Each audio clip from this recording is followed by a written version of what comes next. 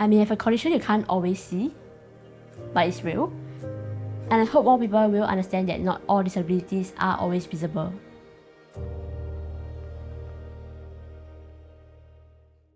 I'm Magdalene, I'm currently 21 this year, and I'm a nursing student at NUS.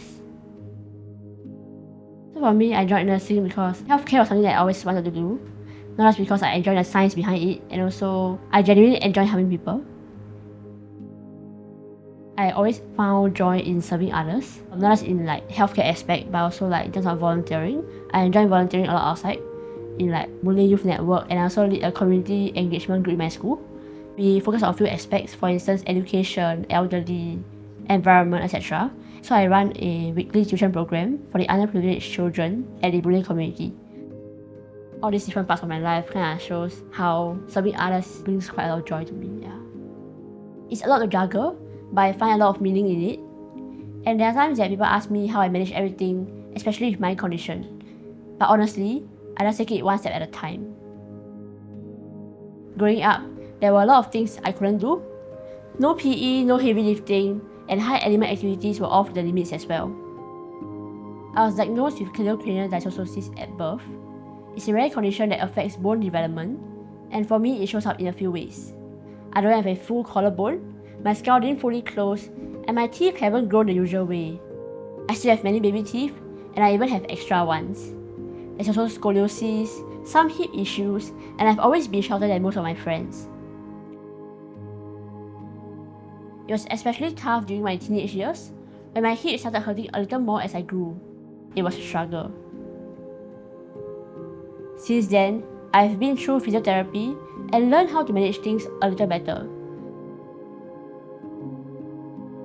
Back then in primary school, it was more common for children to laugh or shout at me across the corridor, maybe asking about my height, etc. And also in terms of opportunities, my teacher didn't choose me to be a prefect because they were afraid that I might be bullied by others.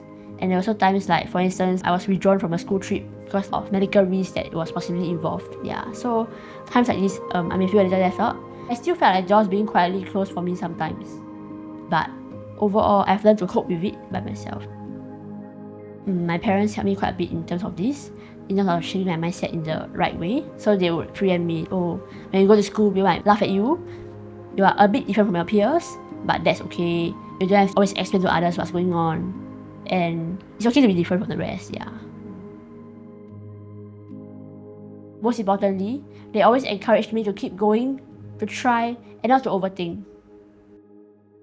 And for me, a big turning point came after A-levels, when I started working at Ng Teng Fong General Hospital as a basic care assistant. So that job allowed me to be in a ward setting, work closely with nurses, doctors, allied health professionals. It was a very hands-on job. I got to try a lot of things like showering patients, lifting patients, changing diapers, etc. And that gave me quite a good insight into the healthcare scene as well. People often ask me how I managed to lift patients given my condition. And honestly, it's not about the brute strength, it's about the technique, knowing how to transfer weight safely for myself and the patients. And so far, I've been able to handle it just fine. And that job showed me two important things. It helped me understand my limits, and it reminded me of what I'm capable of as well. So when I applied for nursing, the interviewers asked me, "Are you sure you can do this?" I already knew my answer, and I had already done it as well. So right now I'm in my clinical placements, 5 weeks at NUH and 2 weeks in a nursing home. It's tiring for me, but deeply meaningful as well. Every day I learn something new. How to care better, how to communicate better, how to be present for someone in their time of need. Given my medical condition, as a kid I went to the hospital quite often for multiple visits, different specialties, etc.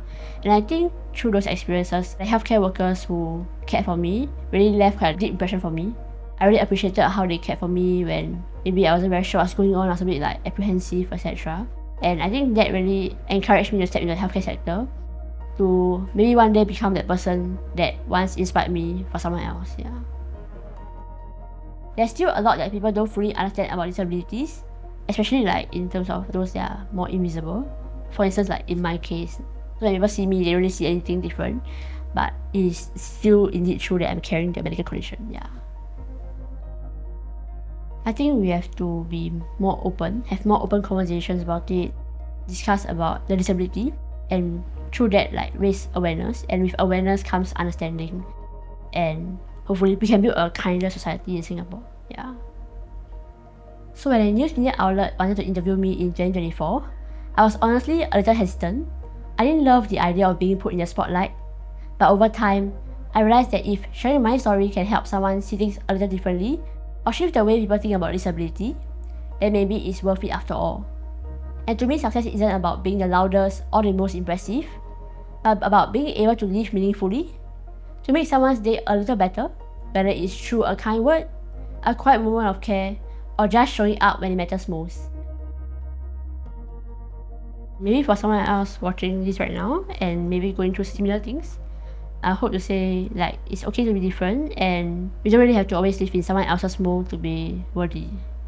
And we can just accept ourselves for who we are, and we can still pursue things that we love and lead a meaningful life.